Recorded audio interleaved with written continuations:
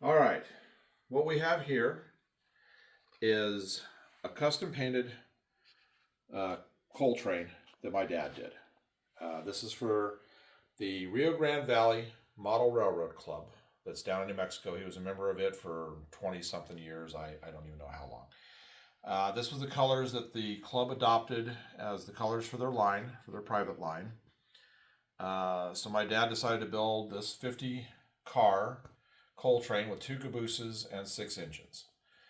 I remember this when I was growing up helping him with this. Now this bear in mind, this was done back in the 70s when you to get custom decals you had to special order them for micro scale and it took a while. So he had to get sets upon sets to do all of this, both for the engines and both for the cars. So the engines are all athearn units. The bottom two are old school. You can tell by the boxes, DD40s. What he did with these is inside one of these boxes is a drawbar. It had closer coupling. The back of each of the two larger engines, you had the drawbar between them. You just eliminated the coupler. The other engines were all, what were these? U33Cs, and slightly, obviously, a little newer of a box for those. They are all four powered, and we did test them, and you can find the video for the testing. It's a separate video. You can find it under the section. Two of the engines, the wheels are so filthy that they were really having a hard time. All you have to do is get them clean, but the other four engines work just beautifully. So they are really detailed well. You can see on the nose the RGV logos, which are on all the cars as well. Yeah, there it is with the wings. So the club down in New Mexico operates in the state fair. I don't know if it still does or not, but they operated in a building they were given by the state fair. They had both O scale and HO scale layouts.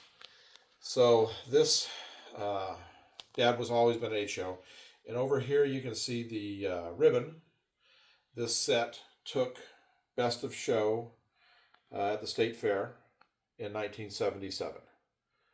Um, for obvious reasons. I mean, this thing is really impressive when it's going down the tracks.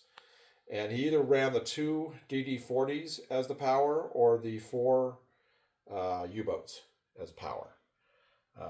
He never ran all six engines. You didn't need six engines for 50 cars. And actually think the four engines were a little bit of an overkill for 50, but he liked running all four up at the front. Or actually, he ran two in front, two midway, and then he had the caboose on the end.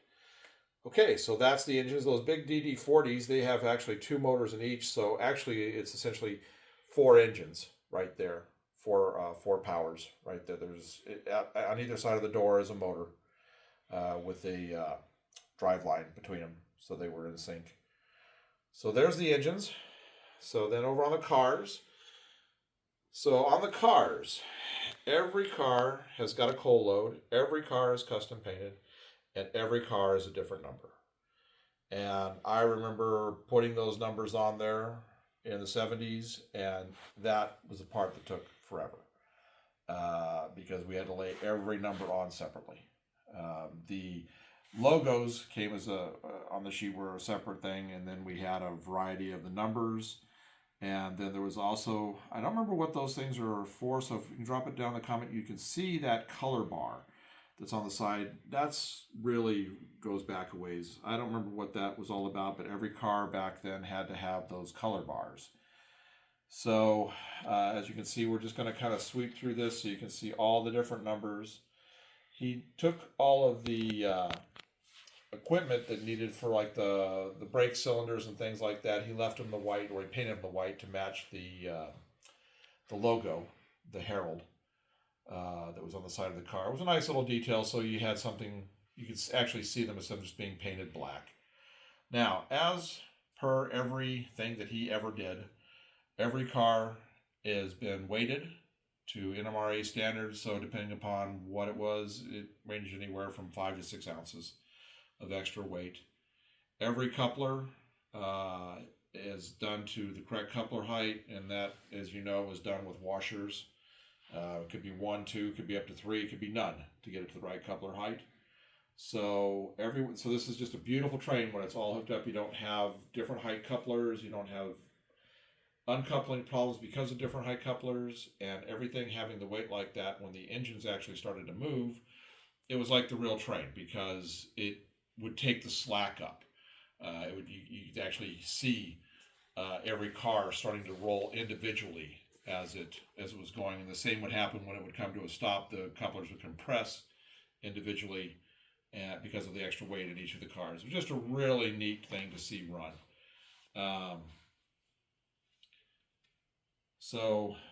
Like I said, this was one of his big things that he did. He was a master modeler, and you can really learn more about that in the description of the family that we have put together in his history of model railroading. But he took many best of shows with different things that he had built over the years.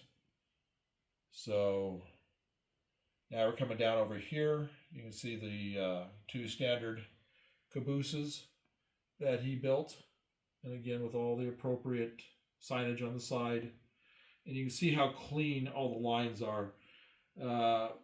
He was a master at doing masking and getting clean lines and not having any bleed on anything. It was just it was really something to watch him use the airbrush and get it all taken care of.